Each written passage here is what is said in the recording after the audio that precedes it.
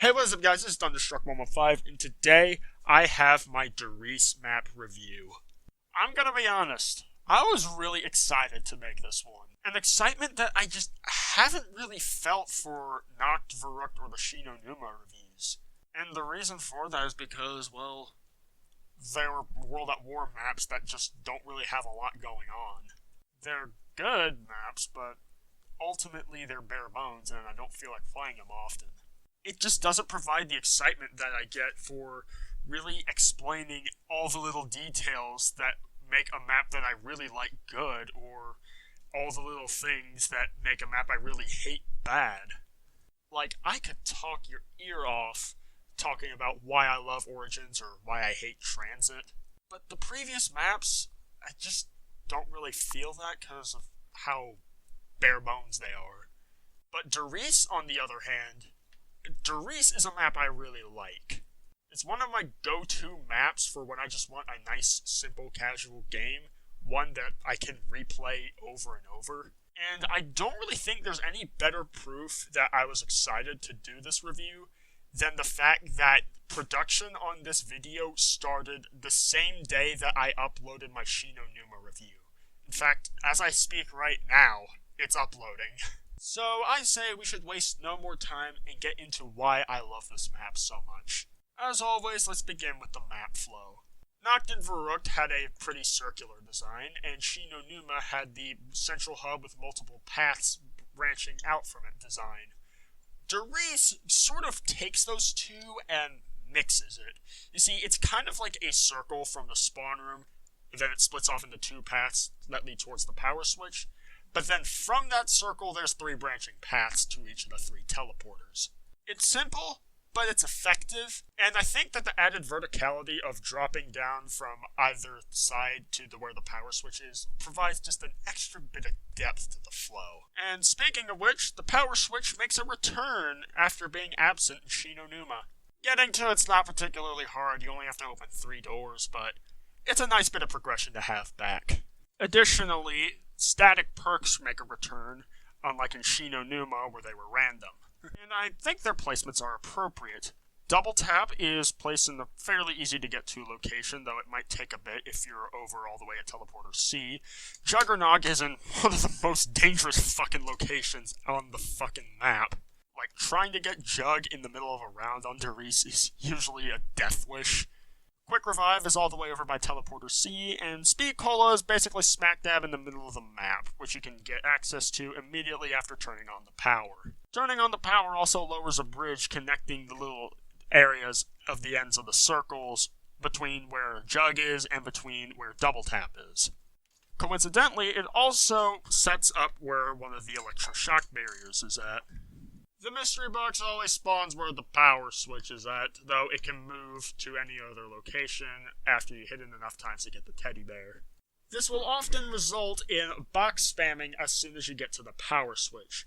Personally, though, I much prefer to always take the right path from the spawn room. When I say the right path, that's from the perspective of you're on the central teleporter and you're looking towards the clock.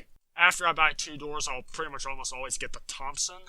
Use that to get points and try and get some of my perks before I start spinning the box. After getting that and a decent gun, I'll usually open up towards the teleporters. Hellhound rounds return, as does the Wonderwaff. Riese, however, adds a whole bunch of new features. First of all, there's the Bowie knife. It is a wall weapon which, when you buy it, immediately upgrades your melee attacks to do 1,000 damage. This is enough to instantly kill any zombies up to and including round 9. Since melee kills grant you more points than standard gunshot kills, it can be a pretty wise investment. If you get this early on enough and then use it to melee zombies, you can quickly make your money back and then some more.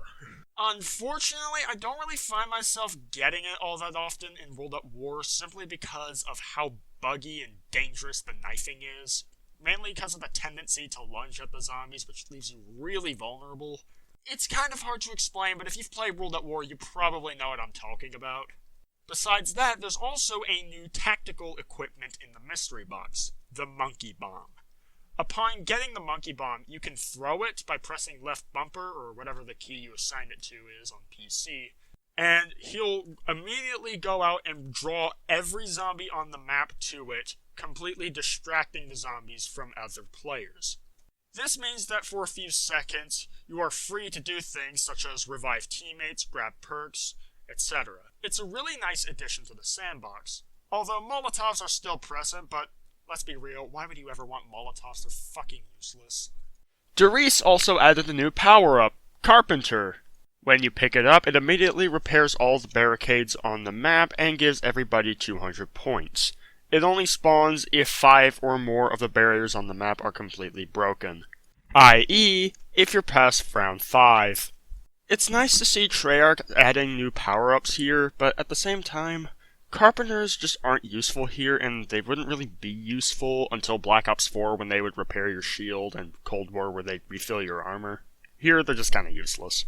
However, the biggest innovation that Riese makes is the Pack-a-Punch. In my opinion, the Pack-a-Punch is what truly elevated zombies out of being just a simple side mode. It really adds a whole lot more progression. It's expensive as all hell, and you have to unlock it first by doing a short quest, but it is so worth it to be able to upgrade your guns and increase their effectiveness into later rounds. To unlock the Pack-a-Punch, you have to link up 3 teleporters to the mainframe.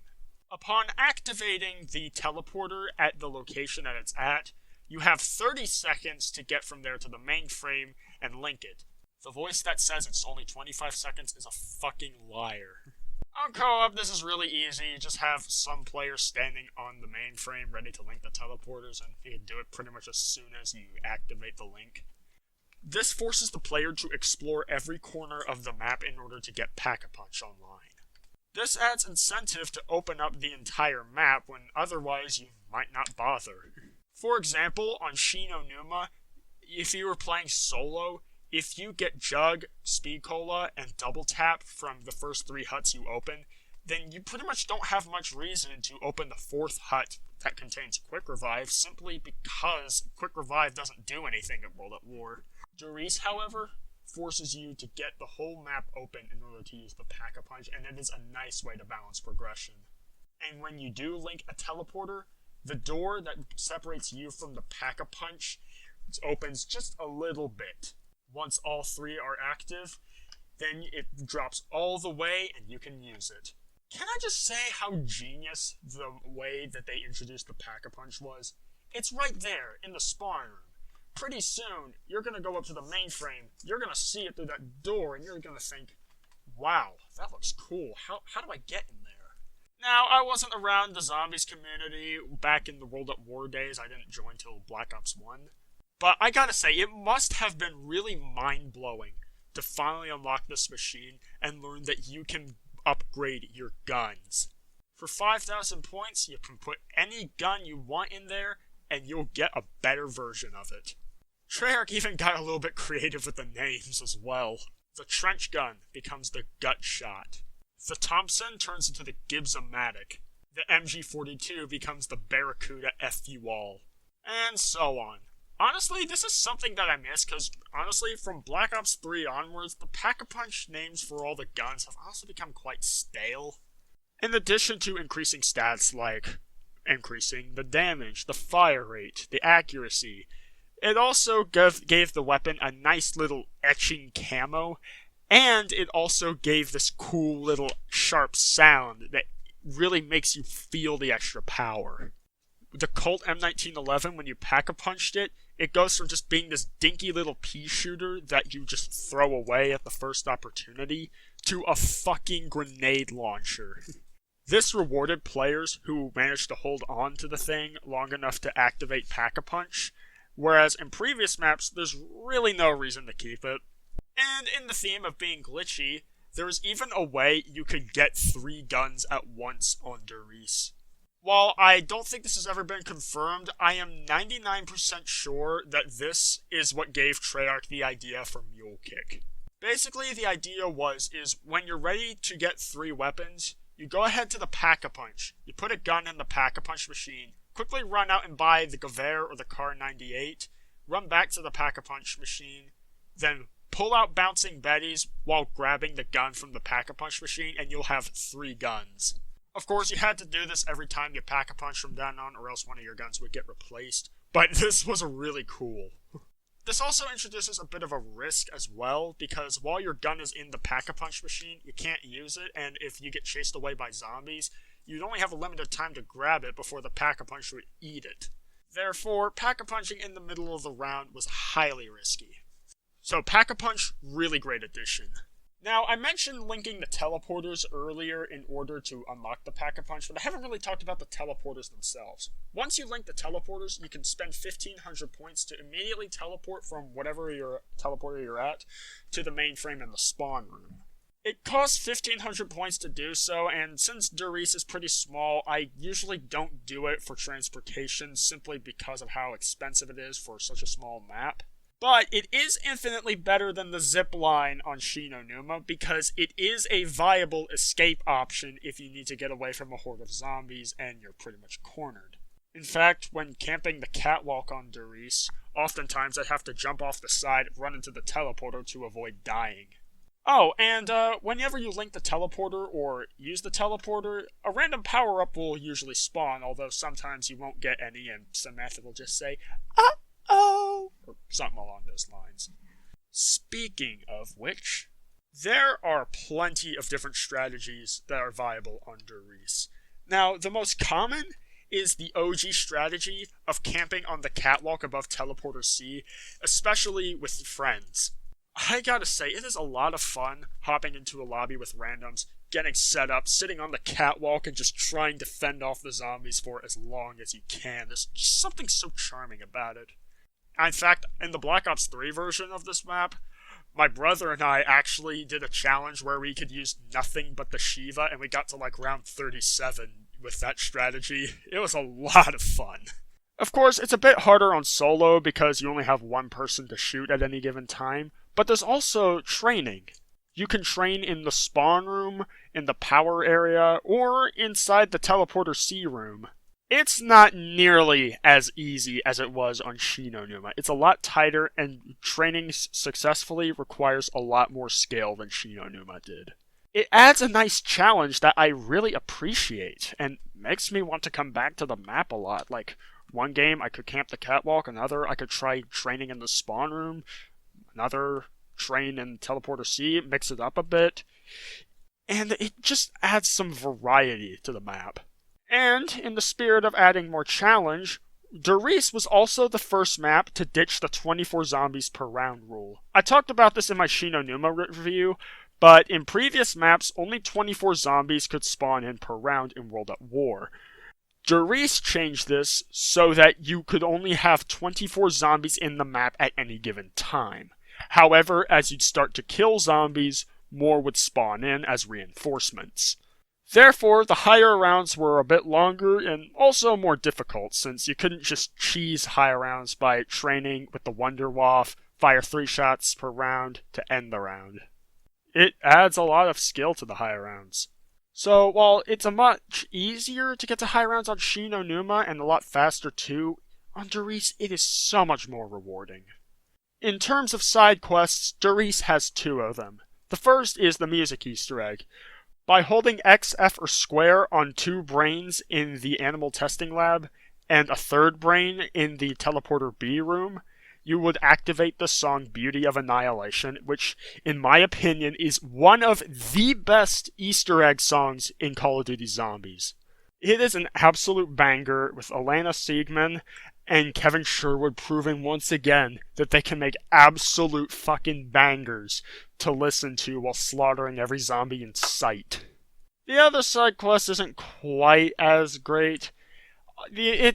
I'm not even sure if this constitutes as a side quest as much as it is a little gag thrown in by the developers, but if you take a monkey bomb and you throw it into the furnace in the furnace room near the Thompson, the monkey bomb will just scream in pain and agony, and then Samantha will tell you later, it's like, "Why did you hurt the little monkey? He just wanted to play!"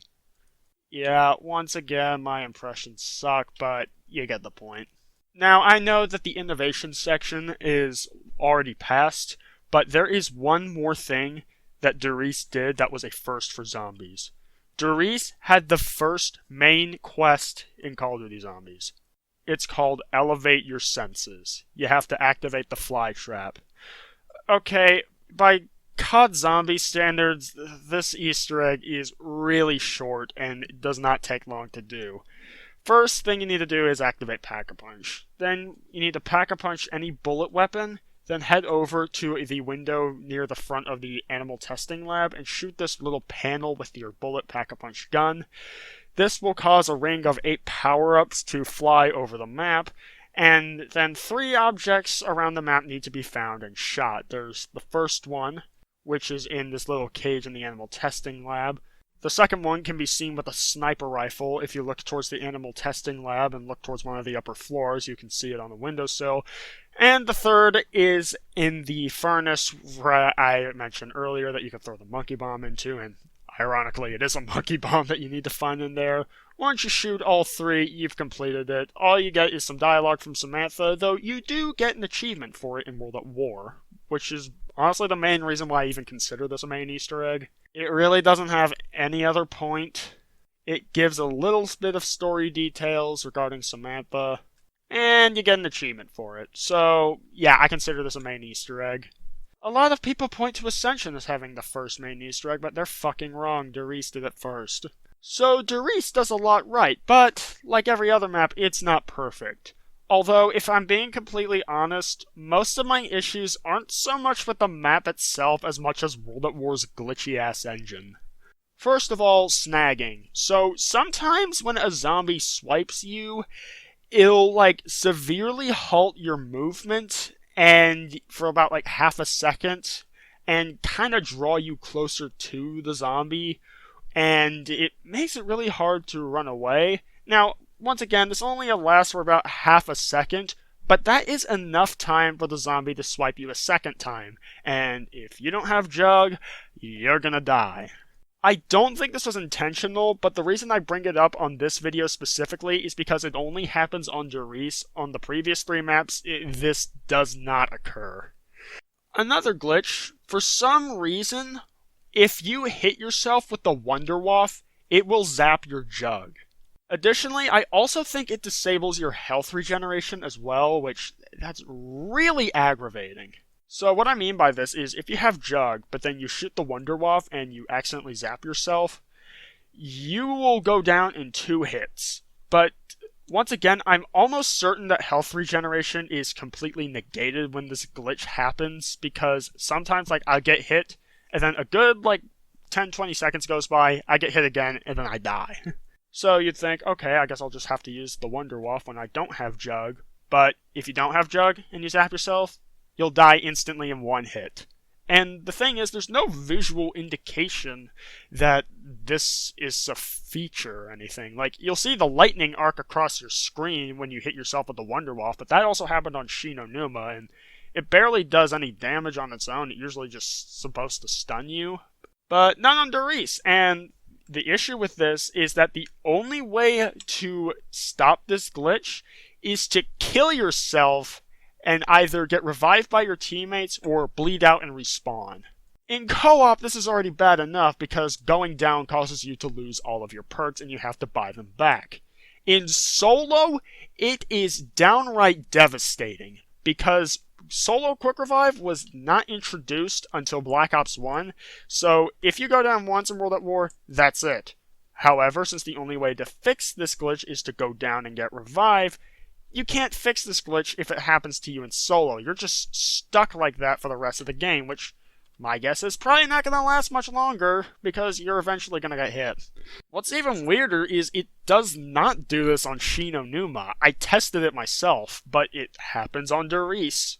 Now, the Wonder Waff is supposed to be an infinite damage wonder weapon, and yeah, I'm familiar with plenty of wonder weapons that can harm you if you don't use them carefully, but my god, this is a bit excessive. For example, the Sliquifier causes the area you shoot to become slippery, which can hinder your movement, and also potentially lead to your downfall, quite literally, due to the multiple insta-death bottomless pits on the map, and so you have to be careful when using it. The ice staff is really powerful, but the frozen zombies can block you and leave you vulnerable to other zombies since you can't escape. The Tundra Gun just basically does a flat out bunch of damage to you if you shoot it too close to you, etc., etc. But the difference is, these negative effects usually are only for a short period of time after using the Wonder Weapon, and oftentimes is mainly because of using it irresponsibly. Okay, maybe not the liquefier so much, but the puddle evaporates after a couple of seconds. Frozen zombies shatter after a couple of seconds, and the Tundra Gun is just an instant damage kind of thing. If you shoot zombies far enough away with it, it's not a problem. But the Wonder Waff, you hit yourself once with it, and you're fucked. Now, once again, I do not believe Treyarch intended for this to be the case, but it doesn't change the fact that it does pretty much ruin the Wonder Waff on this map for me. Yeah, if you're very careful, then you can avoid this, but sometimes a zombie just gets way too close and the only way out is to shoot your Wonder Waff. And it's because of this, as well as the fact that I usually don't go for high rounds anyways, I just usually don't use the Wonder Weapon on this map because the prospect of losing Jug and my health regeneration is just outweighs any benefits that the Wonder Waff has. Honestly though, besides that, I can't really think of any glaring flaws with Riese. Maybe the fact that, since it is a World at War map, it is a bit short in the content department. It is very bare bones. But if you want a bare bones experience, Riese is great for that. That about wraps up my thoughts on the World at War version, so let's go ahead to the re-releases. Like the other World at War maps, the Black Ops 1 version of Riese is very similar to the World at War version, though there are a few differences. Most notably, all the box weapons have been replaced with Black Ops 1 guns, with the exception of the Wonder Waff and the Ray gun. Mule Kick was patched in an update sometime after Moon, and you can find it in the Thompson room. Now, since Black Ops 1 also patched out the 3-gun glitch from World at War that I described earlier, this is a nice trade-off because now it's a legitimate thing in the game. Oddly though, it doesn't give you 25 points for going prone in front of it like all the other perk machines. The zombies no longer snag you when they hit you, and the Wonder Waff no longer takes your Jug, and because of this, the Wonder Waff is so much better! Additionally, the Pack-a-Punch Wonder Waff, instead of having the standard etching camo like all the other weapons on this map have, it instead has a cool gold-plated camo, which I think is really cool. The only real downside I can think of for this version is the fact that for some reason, Beauty of Annihilation, when you activate it, the song cuts off a bit too early, which is a bit jarring, but honestly, the improvements made with the bug fixing from the World at War version easily makes me instantly prefer the Black Ops 1 version.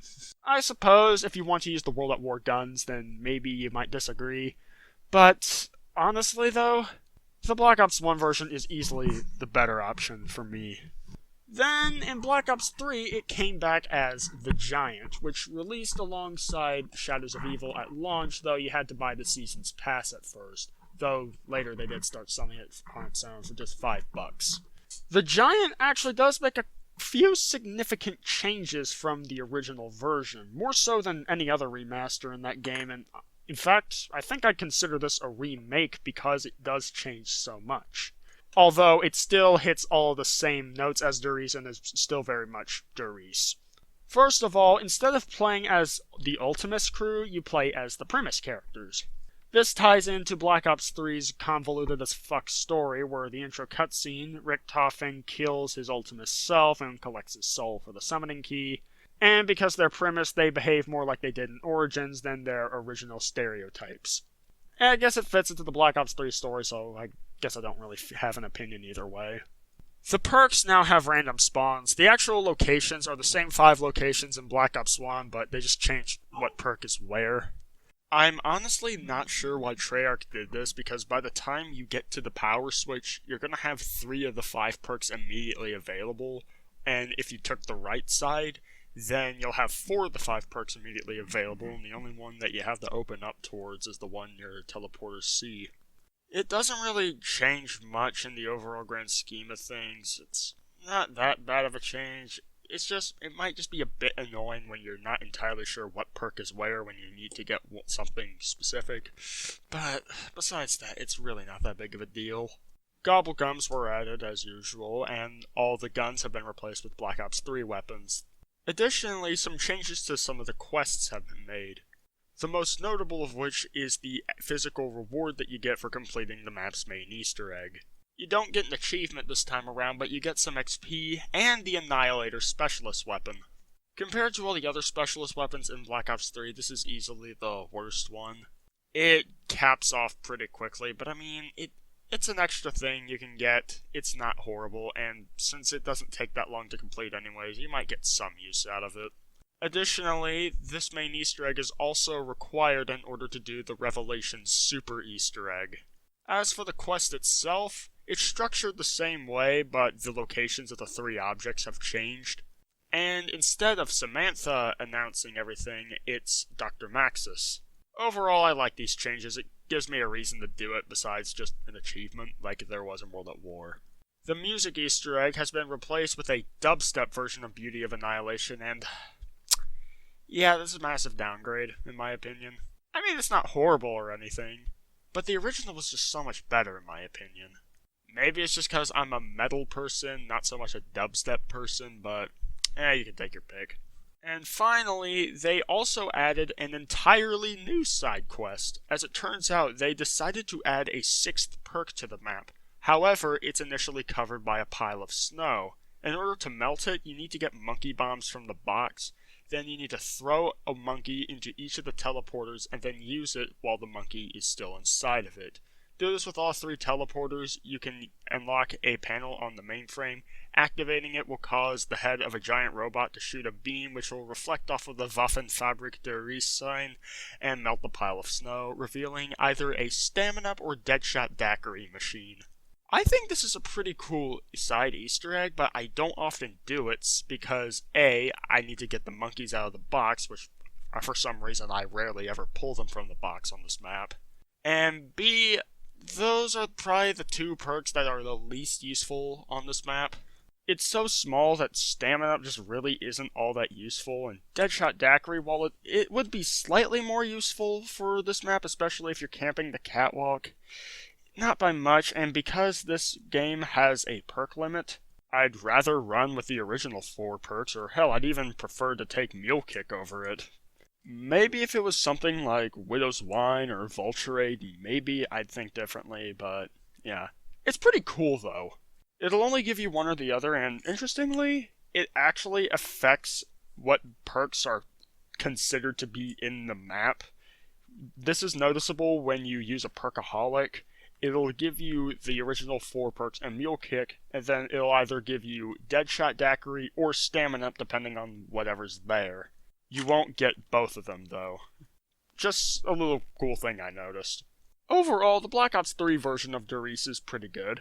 Pretty much the only downsides are those that come with Black Ops 3 as a whole, if you consider them downsides. Things like zombies attacking insanely fast and the crashes and bugs. Although, granted, it's not nearly as buggy as World at War is. And it is still a really fun way to play this map. All in all, der Riese is one of the greatest maps ever. The cornerstone of zombies, if you will. Pretty much every map after der Riese is basically built on the foundation of der Riese. And honestly, this is it. This is when zombies went from being just a small little fun little side mode in World at War to something much bigger. The map is challenging but fair. And it's easy to just jump into the map and just play it without having to worry about any strings being attached. While the previous maps and zombies were all good as products of their time, they definitely falter when compared to what we have now. But despite that, der Riese still stands strong. It is a map that I would actively want to play. And as proof of that, when I was recording footage for this map, most of the time that I spent doing so was because I was having so much fun.